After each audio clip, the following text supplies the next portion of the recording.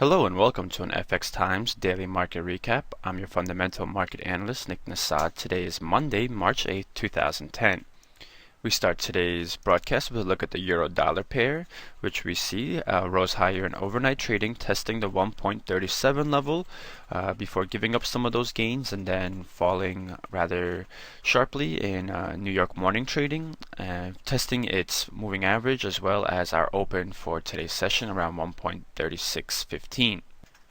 The slide here in New York trading corresponds with some weaker U.S. equities, which did not follow higher gains in Asia session and European equities to start the week, and so it kept what risk appetite we had overnight. So reversed some of those sentiments, and we saw the euro slide.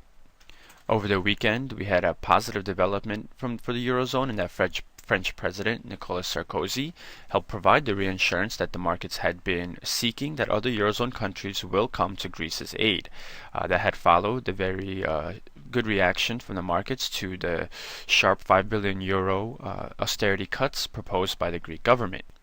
For all intents and purposes, it seems that the fallout from the Greece situation has eased somewhat, especially towards the end of last week, and we did bounce off this 1.3450 support level, which is now our key support level to watch. However, the bounce was not very strong. We were unable to break above this downward sloping trend line that we had seen throughout most of February, and we remain confined within this consolidation zone between 1.3450 and 1.37. So while we had some risk appetite spilling over for following Friday's better than expected non-farm payroll from the U.S., which helped us in the early Sunday trading and overnight trading, recovery for the euro may prove to be limited as the euro's muted gains following the sort of resolution or at least stabilization in the Greek crisis has been rather muted, and so we may see a move back to this support level sometime this week. And in the long run, if the U.S. economy outperforms the Eurozone and we see the Fed deciding to raise interest rates, that could push this pair down even further, perhaps to the 1.25 level. In a look at the pound-dollar pair, we see here too that the greenback managed to gain in New York trading on our bout of risk aversion. This pair ran up against its resistance level following Friday's risk appetite, and so that level we had broken through to start last week around 1.52, and following our attempts to rally, we have moved to retest this old support level now as resistant. We can draw an upward sloping support level if we connect our highs from March 2nd and March 5th, and that is where we are stalling right now in this slide in the pair. We did have some new polls from the UK political scene, which showed that the Conservative Party's lead over Labour had widened a little bit, and that could help to lower speculation that the UK faces a hung parliament after the general elections expected in May. A hung parliament would make it more difficult for UK politicians to come together in order to address the fiscal deficit issue in the UK. Some risk appetite we did see overnight as a result of higher shares in Japan helped to boost the Aussie against the US dollar, moving above this level of resistance we had set up in last week's trading, just below the 0.91 level. We moved about above that, testing 0.9130. Not the biggest move, but still broke our resistance. But again, as we saw with the pound and euro, we gave up those gains in New York morning trading. We are now retesting this level of resistance as support. So we'll see if it holds up throughout the rest of New York trading and what kind of trading we'll see this week in terms of risk sentiment. There's not too many fundamental releases coming out the first half of the week, so how traders feel about risk will be the main driver in currency markets this week, at least the first half of this week. The US dollar Canadian dollar poked below the 1.0264 level, hitting a low at 1.0250 in today's trading following some risk appetite overnight and a better than expected housing starts release from Canada. But we did see move back towards the greenback, testing our 50-period moving average as we had stocks moving into negative territory in the US and oil prices declining.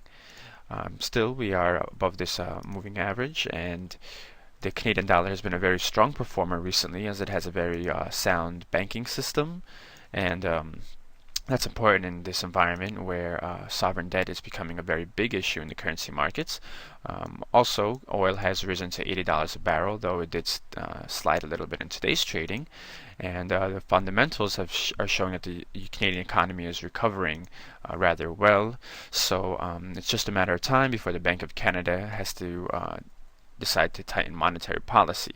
Now, they have said that they will not move to raise rates until the end of the second quarter, but still, the pace of increases by that central bank should be stronger than what we're going to be seeing from the euro or even the Fed. So we could see a move towards parity here with the US dollar if those three things that I mentioned continue. On the other hand, we might see a bit of a bounce following this slide in the US dollar Canadian dollar pair, and perhaps a test of the 1.038 level is important. The 1.0380 level may be due before we have a further move down. So even though we've had some positive impact and some risk appetite overnight as a result of perhaps the non-farm payroll report from Friday spilling over into the Asian and European sessions for today, but in New York trading we did see a little bit of risk appetite, so we paired some of those initial overnight gains for higher yielders and growth-linked currencies. So having said that, let's see what fundamental releases we can expect tonight. Tonight at 7 p.m. Eastern, the UK will post data on retail sales and housing prices, while Australia posts measures of business confidence. Overnight, Japan has two releases, its leading indicators as well as machinery tool orders, while Switzerland posts consumer prices and the UK releases its trade balance.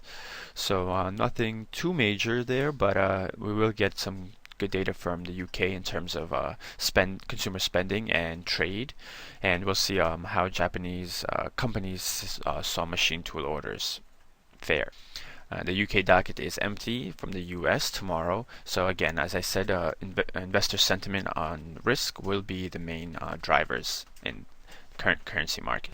So that'll do it for this Monday edition of our daily market recap. For more news, videos, and analysis, please visit our site fxtimes.com. I want to thank you for watching and wish you good trading this week.